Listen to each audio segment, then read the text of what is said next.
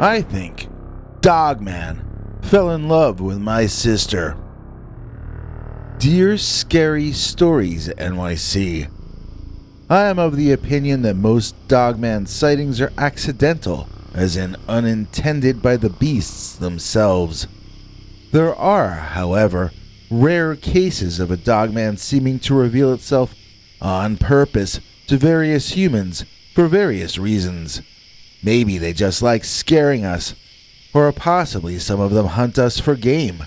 But maybe, once in a very long while, a feral Dogman may become fixated on a human being for reasons of affection, or possibly some mysterious sense of loyalty. I never saw any kind of cryptid until I got my first house in Mount Morris, which is in northern Wisconsin, less than 2 hours of driving from the majority of my family down in Madison. It was far enough away to keep them from wanting to visit me every day, but close enough that we could still see each other if and when we really wanted to. My family tended to be a bit clingy, but in this instance they came through strong, and they mostly left me alone for the first 3 to 6 months I was living on my own. I appreciated that because I guess I needed to prove to myself that I knew how to survive without the help of the rest of them. That's why when my sister Sandy came to visit 7 or 8 months into my stay in the new house, I was actually looking forward to seeing her. I had no idea that her visiting my part of the world would have such a drastic effect, altering the course of my life, her life, and the life of her husband, and eventually the child none of us yet knew she would soon be carrying within her. So Mount Morris is not exactly in the middle of the forest, although there is a forest in it. Also, the house I was in was in fact set back a bit behind some trees. When you were inside looking out, it sure did give the impression of being deep in the wilderness, but it really wasn't. Mostly, Mount Morris was known as a fun place to go, more than a nice place to live, but I loved it there. It was the only time I ever lived in the same town as a ski lodge, for one thing. I brought up the local enchanted forest, then changed the subject. Let's change it back. Mount Morris County Park, just south of Nordic Mountain Ski Park, is in fact quite heavily wooded. I don't really consider that a large enough woods to support a predator such as the Dogman, however. Perhaps I'm wrong in that assumption, as it was there that our sightings began. Since she was an outdoorsy type back in those days, Sandy and I decided to go for a hike in Mount Morris Park. It would give us a chance to catch up and tell each other what was new for us. There are a number of nice hiking trails in Mount Morris Park, so I chose one on a level I thought my sister could master. It turned out she found it easy, but I was the one huffing and puffing to keep up.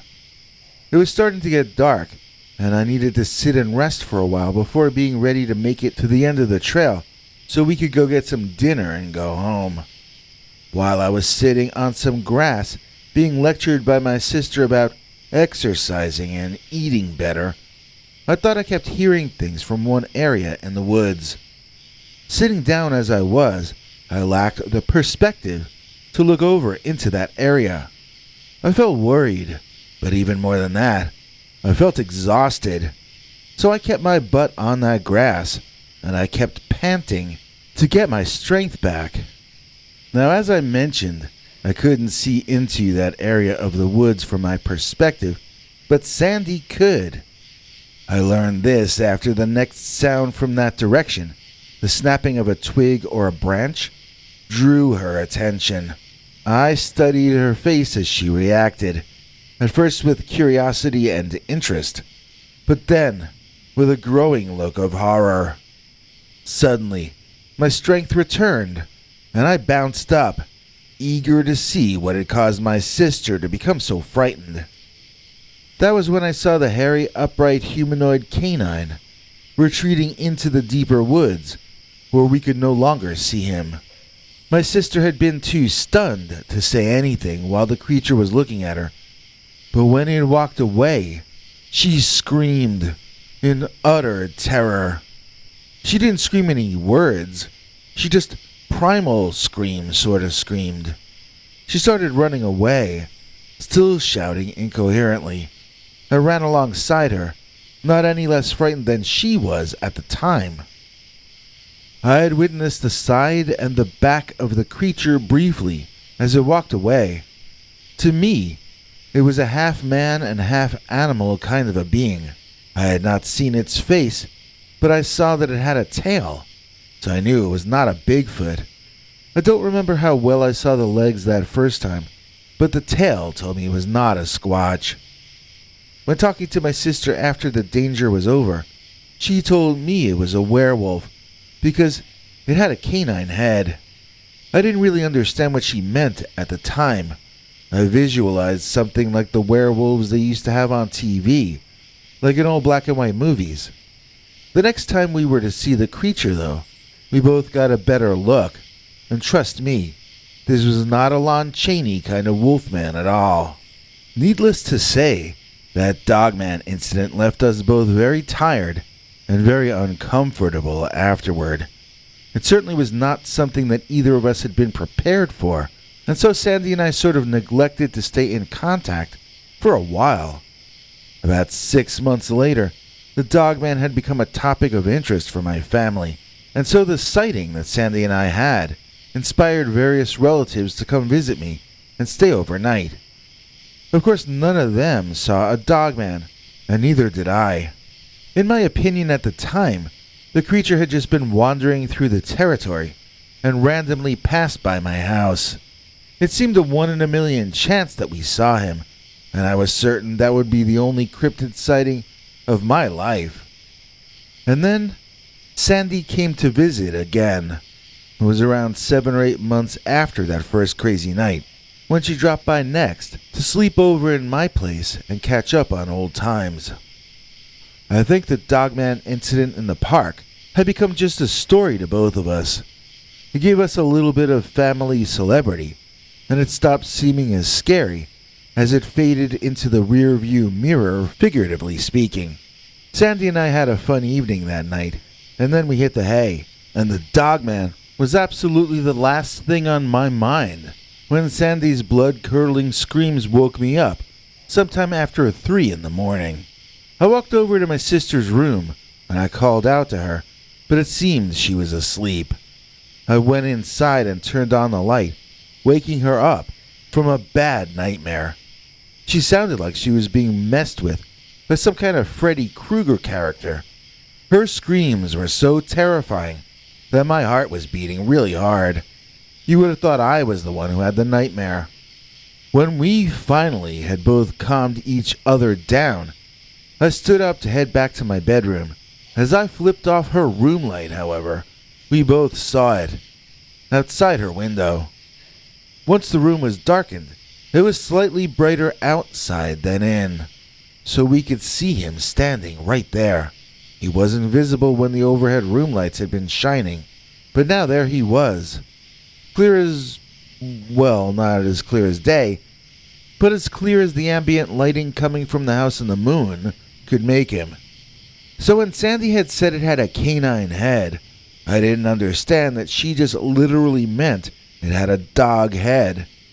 But that's what this creature or man had. I mean, its body looked like a man's body, but covered in fur like a bear. Its head was like the head of some sort of prehistoric cave wolf from the Ice Age. I don't remember if I made note of its paws, but that time I noticed its hind legs, the legs it was walking on, looked very much like thicker versions of the kinds of hind legs that most dogs have. This was the late 1980s, and I had not as of yet heard of Dogman, but I think that's what I saw. If it wasn't Dogman, then it was a werewolf, because it stood on its hind legs, was covered in fur, and had a head more like that of a wolf than that of a human being. It seemed as though the beast man had been standing there, holding onto a young sapling, and watching me and my sister talk inside the house. How long had it been there? Had it somehow caused Sandy's nightmare? Or was that a coincidence? When he saw us looking back at him, or perhaps when he couldn't see us so clearly any longer, I saw the most annoyed expression on his face. Then, I watched him casually turn and walk back past the dark tree line, where we couldn't see him any longer. I wasn't really sure if he had moved on, or if he had only backed up to change the place he was watching us from. I pulled the shades shut, and the two of us discussed what had just happened. After some conversation, I moved Sandy upstairs to another room I was using for storage that had a folding bed in it. The only window in there was well up off the ground, and she said she felt safer. The next morning over breakfast, we both felt a pretty strong conviction that the creature had come again because she was there. This time, we made plans for her to test this theory by coming back a few days after that second sighting. Well, I'll tell you, he wouldn't stop mooning over her. I did not see or hear the beast during Sandy's absence, but the night she came back for a third visit, so did he. When we were younger, I used to play Dungeons and Dragons, and Sandy used to play some other kind of fantasy role-playing game with her friends. Her character had a wolf familiar in her game, and she named it Arshama. Sandy told me she had a dream about this NPC the night before, and that she had been wondering if the Dogman was part of her imagination being projected outward, like a tulpa. We had a quiet night, and we went to bed early. Again, I was awakened after 3 a.m., this time to use the restroom, when I heard my sister chanting upstairs in that converted storeroom. I climbed those stairs to pay her a visit. I found her sitting cross-legged on a chair by the lone window in the room, glancing down at my backyard and chanting Arshama's name over and over. When I came into the room, she smiled up at me and told me I had missed him. The Dogman had been downstairs in the yard, howling up at her window. That might have been what actually woke me up in the first place, although I have no memory of hearing howling, so maybe not. Sandy told me she stared down at it through the window, standing broad-shouldered like a young warrior. Although we had both seen that the beast man stood well over 6 feet tall, Sandy insisted that it was a young man of his species, venturing away from his tribe for the first time, looking for prey, and looking for a mate. For some reason, he had become fixated on her. So our experiment seemed to prove without a doubt that the Dogman was only interested in Sandy. We resolved that from then on, I would go to visit her, as it was no longer safe enough for her to visit me. We weren't happy about it, but at least we were putting a stop to this growing problem. And then, the Dogman followed her home from my place. This time Sandy didn't even see it, but her husband sure did. He called me up, cursing a blue streak and blaming me for the entire situation. He was, and is, a big man, and I was unhappy having him angry at me. Sandy admitted to me that she actually almost liked the attention the Dogman paid her in the beginning. It was nice to have someone making her husband work harder to protect her. Besides, it does sound like a Beauty and the Beast scenario. Who wouldn't want a mythical, magical, and possibly supernatural animal man loyally protecting them for life? It's just that this particular bow wow was too close in form to a human male to remain content sleeping on the floor next to the bed for very long. It was too dangerous a kind of affection to mess around with, and Sandy and her husband were smart enough to realize this. Sandy soon found herself expecting a child, and that solidified her and her husband's decision to make a break for it, create a new life in another location. When a job opportunity in another state arose for hubby, the chance to get away completely from the Dogman presented itself, and the two of them took that chance. Once Sandy decided to move, her front porch became a daily yard sale. She and her husband sold everything they didn't ship ahead or carry with them onto the plane, thereby depositing items with her scent on them all around Wisconsin and beyond. Whatever couldn't be sold or given away was trashed or left behind for the next owners, as Sandy took off by jet to a very different part of the country, never to return. Her line of thinking was that even the great Dogman shouldn't be able to sniff out which direction an airplane flew in. To be honest, although I loved the area, I soon moved to be closer to a person I was having a relationship with at the time. Since then, I've mostly lived in more suburban areas, more densely populated. It creeped me out when I thought back on all these events I've just described to you. I mean, the only way the Dogman could have known when my sister was nearby was if he was also nearby. I don't think he traveled far to my house when she came over. I think he could smell when she entered our part of the world, and that he was always there, whether she was or not. The only difference was that when Sandy came by, the Dogman would reveal himself to her and anyone else who happened to be there. When she went away, I think the only thing that changed was that he stopped showing himself to me. Until he followed her home, that is, obviously. I'm sad she had to move away, and I feel badly about my role in all of that. But I think she and her husband made the wisest decision, as none of us have seen any Dogman again since then. For those of you who would criticize my sister or her husband for what they did, keep in mind that you should walk a mile in the other person's moccasins before judging them. Unless it's happened to you, you're not going to really understand what it felt like when...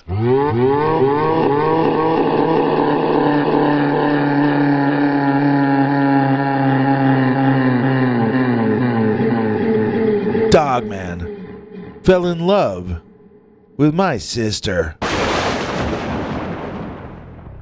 Without nice people like Greg Connor, our whole channel would be a goner. I'm serious.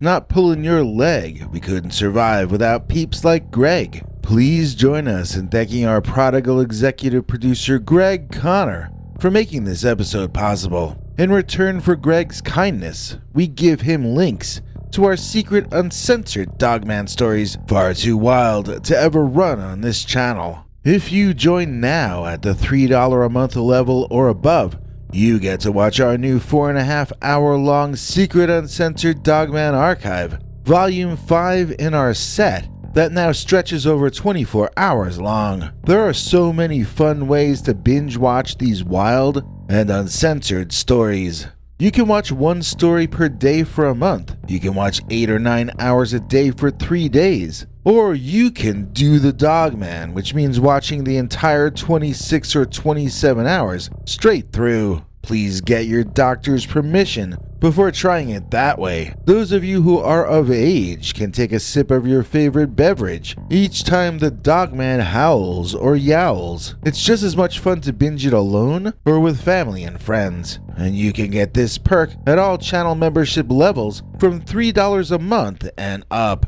Tell them about it, Henry. Thanks for watching till the end. If you liked what you saw, please consider clicking like on the video or sharing it with your friends and family that you think might also be interested. If you would like to see more of our work, please consider subscribing and hitting that bell icon next to the subscribe button so that YouTube will alert you when we put out a new video. To become a channel member and gain access to our special perks, you can click that join link under each of our videos. Another option is to join our PayPal subscribers club at peterbernard.com. You can join for as little as 99 cents on YouTube or $1.50 at peterbernard.com, and that gains you access to our weekly secret uncensored episodes. If you'd like to see our 21 hours of archives of uncensored Dogman stories, then please join at the $3 level or above. To get to watch our shows in advance of the public, please join at our $10 level. That gets you all the perks. If you join our channel memberships, you need to check our community page here on YouTube in order to get the links to the secret videos and other perks. If you're in the PayPal Subscribers Club, Peter will email you all the news and links himself. Once joining the PayPal Club, which is Peter's homemade club, please give him a chance to see that you've joined and to compose you a personal welcome email, as none of that is automated. But whichever you join, we'll name you an executive producer for the next available episode. Do you have a scary experience that you'd like to share with us? You can email us at scarystoriesnyc@gmail.com or call our Scary Stories voicemail hotline at 804-LA-SCARY. That's 804-537-2279. It's a Google voicemail box, so that means it keeps cutting off after every 3 minutes. If your story is longer than that, please keep calling back and we can piece it together on our end. Good night, and have a scary tomorrow.